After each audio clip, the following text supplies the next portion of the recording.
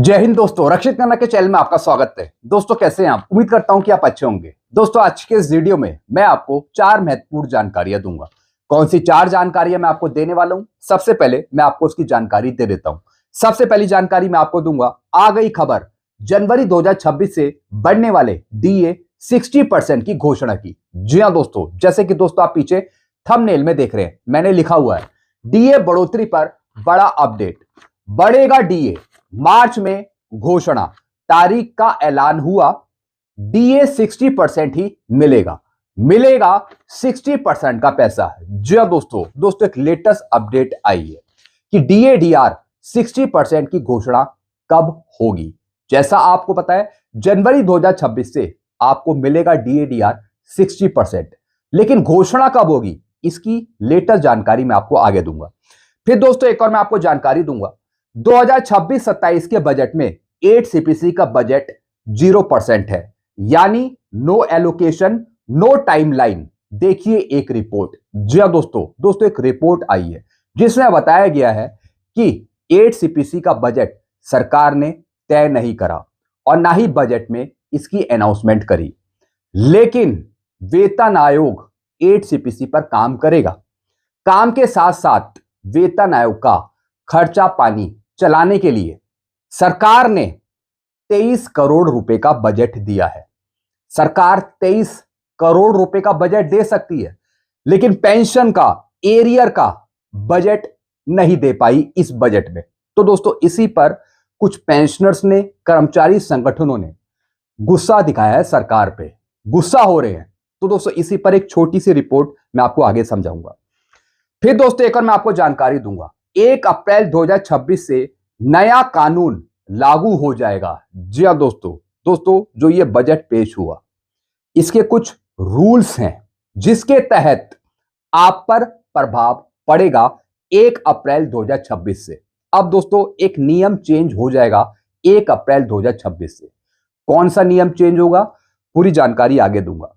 फिर एक और मैं आपको जानकारी दूंगा, खुशखबरी, पीएम मोदी जी का मैसेज बजट के बाद का। जी हां दोस्तों, पीएम मोदी जी ने एक मैसेज किया है आप लोगों के लिए 8 सीपीसी पर या फिर दोस्तों बजट पर।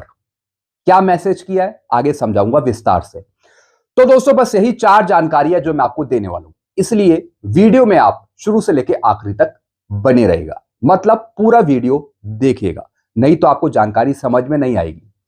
जानकारियों में आगे बढ़ने से पहले एक छोटी सी अपील मैं आपसे करूंगा, और अपील है चैनल सब्सक्राइब की। देखने में आया काफी पेंशनर्स हैं जो वीडियो तो देख रहे हैं, लेकिन अभी तक कुछ पेंशनर्स ने चैनल को सब्सक्राइब नहीं किया। ऐसे कितने पेंशनर्स हैं?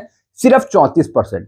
तो मैं आपसे अपील कर रहा हूं, जितने पेंशनर्स ने अभी तक चैनल को सब्सक्राइब नहीं किया, वो पेंशनर्स फटाफट सबसे पहले चैनल को सब्सक्राइब कर लीजिए, ताकि आपको बेहतरीन जानकारियां, सटीक जानकारियां, ऑथेंटिक जानकारियां और आगे आने वाले वीडियो के नोटिफिकेशन भी आपको तुरंत मिल पाए। चैनल सब्सक्राइब करने के आपको एक भी पैसे नहीं देने, सब कुछ आपके लिए फ्री में है। तो फटाफट सबसे पहले वीडियो को भी देखने से पहले आप क्या करेंगे, चैनल को सब्सक्राइब। चैनल का नाम है रक्षित खन्ना।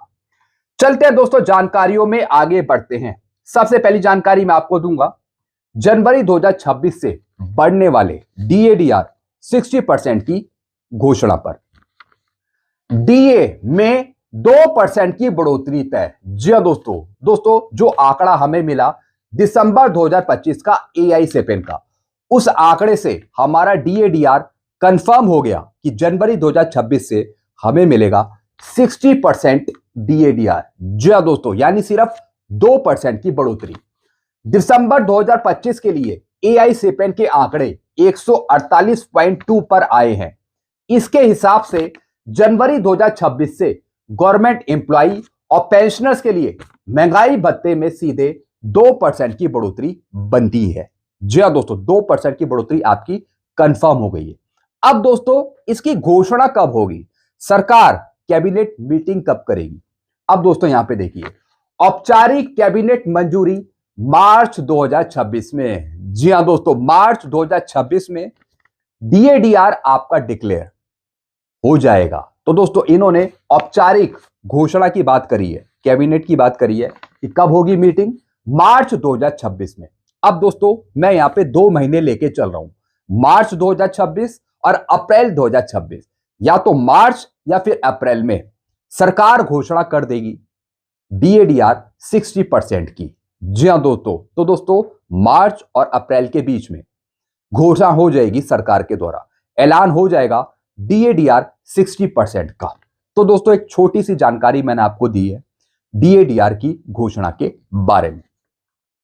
चलते हैं दोस्तों अगली जानकारी की तरफ। अब दोस्तों अगली जानकारी है 2026-27 के बजट में 8 CPC का बजट 0% है। जी हां दोस्तों एक मैसेज में आपको दिखा रहा हूं, एक रिपोर्ट में आपको दिखा रहा हूं।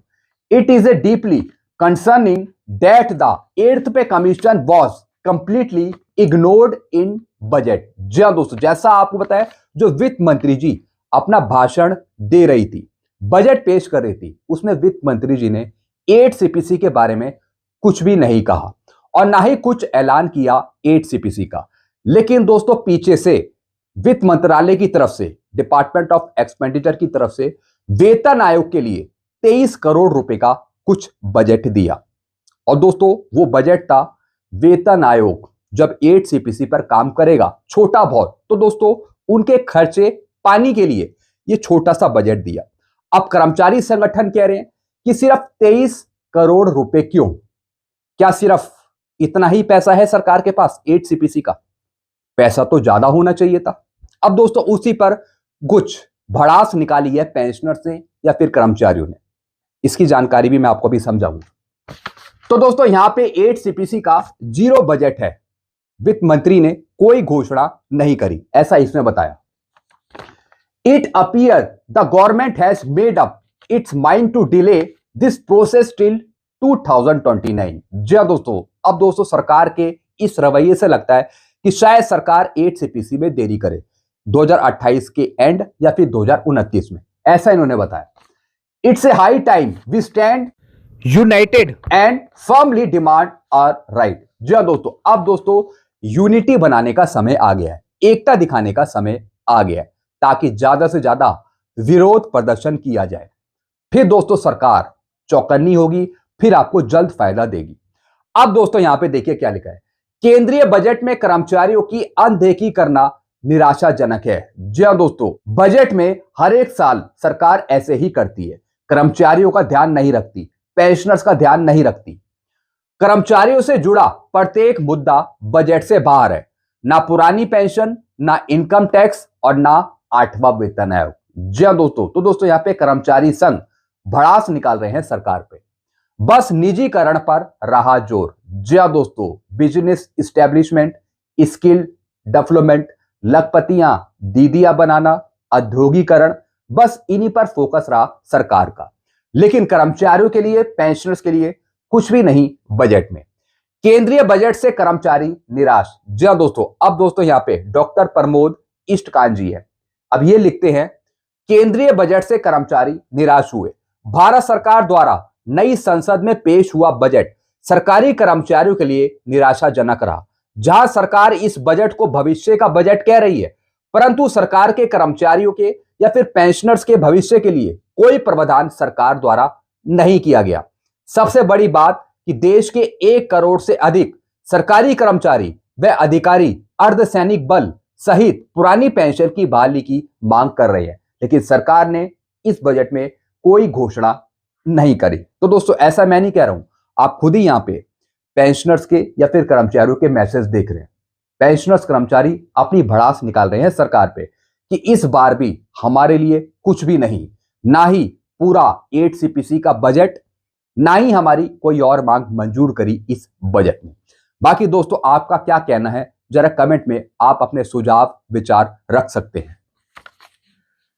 चलते हैं दोस्तों अगली जानकारी की तरफ। अब दोस्तों अगली जानकारी है 1 अप्रैल 2026 से नया कानून लागू हो जाएगा। जी हां दोस्तों, अब दोस्तों जो ये बजट पेश हुआ, इसमें कुछ बातें कही गई टैक्स के बारे में। जी हां दोस्तों, पुरानी टैक्स स्लैब में तो कोई चेंज नहीं करा, लेकिन कुछ चीजें यहां पे बताई गई है। अब दोस्तों यहां पे देखिए, संशोधन के लिए उपलब्ध समय 31 दिसंबर से बढ़ाकर 31 मार्च कर दिया है, जिसके लिए मामूली शुल्क देना होगा। जी हां दोस्तों, मैं किसकी बात कर रहा हूं? मैं बात कर रहा हूं संशोधित रिवाइज आईटीआर को 31 मार्च तक भर सकेंगे। पहले समय सीमा थी 31 दिसंबर। जी हाँ दोस्तों, मैं बात कर रहा हूं रिवाइज आईटीआर भरने की। पहले दोस्तों ये डेट थी लास्ट 31 दिसंबर। अब दोस्तों इसको बढ़ाकर 31 मार्च तक कर दिया, यानी रिवाइज आईटीआर आप भर सकेंगे 31 मार्च तक। नए नियमों के तहत टैक्स पेयर शुल्क देकर 31 मार्च तक संशोधित आयकर रिटर्न दाखिल कर सकते हैं। तो दोस्तों ये छोटा सा नियम है जो बदल जाएगा 1 अप्रैल 2026 से। अब दोस्तों जो रिवाइज आईटीआर है वो आप भर सकते हैं 31 मार्च तक। चलते हैं दोस्तों अगली जानकारी की तरफ। खुशखबरी, पीएम मोदी जी का मैसेज बजट के बाद। जी हाँ दोस्तों, अब दोस्तों यहां पे मैं आपको 2 मैसेज दिखाऊंगा पीएम मोदी जी के। सबसे पहला मैसेज है बजट के बाद का। जी हाँ दोस्तों, जो बजट पेश किया वित्त मंत्री जी ने, तो दोस्तों उसके बाद का पीएम मोदी जी का ये मैसेज है। आपको संबोधन है पीएम मोदी जी का बजट को लेकर। अब क्या किया पीएम मोदी जी ने मैसेज, आज संसद में यानी संसद में देश का जो बजट प्रस्तुत किया गया। हालांकि दोस्तों ये पहले का मैसेज है जो बजट के बाद दिया गया था मोदी जी का। संसद में देश का जो बजट प्रस्तुत किया वो गरीब, अन्नदाता, युवा शक्ति और नारी शक्ति को और सशक्त करने वाला है। जी हाँ दोस्तों, यानी कि दोस्तों जो ये बजट आधारित था, किस पे आधारित था? गरीब पर, अन्नदाता पर, युवा शक्ति पर, नारी शक्ति पर और दोस्तों सशक्त करने वाला था, पावरमेंट के साथ। इससे ना सिर्फ हमारे ग्रामीण क्षेत्र को नई मजबूती मिलेगी और किसान भाई बहनों की आय बढ़ेगी, बल्कि आत्मनिर्भर भारत। जी हाँ दोस्तों, आत्मनिर्भर भारत का मतलब खुद की स्किल डेवलपमेंट। जी हाँ दोस्तों, यानी खुद स्किल डेवलप करना, उसके आधार से काम करना। आत्मनिर्भर भारत और मेक इन इंडिया को भी बढ़ावा मिलेगा। तो दोस्तों पीएम मोदी जी ने कहा कि ये हमारा बजट सरकारी कर्मचारियों या फिर पेंशनर से संबंधित नहीं है।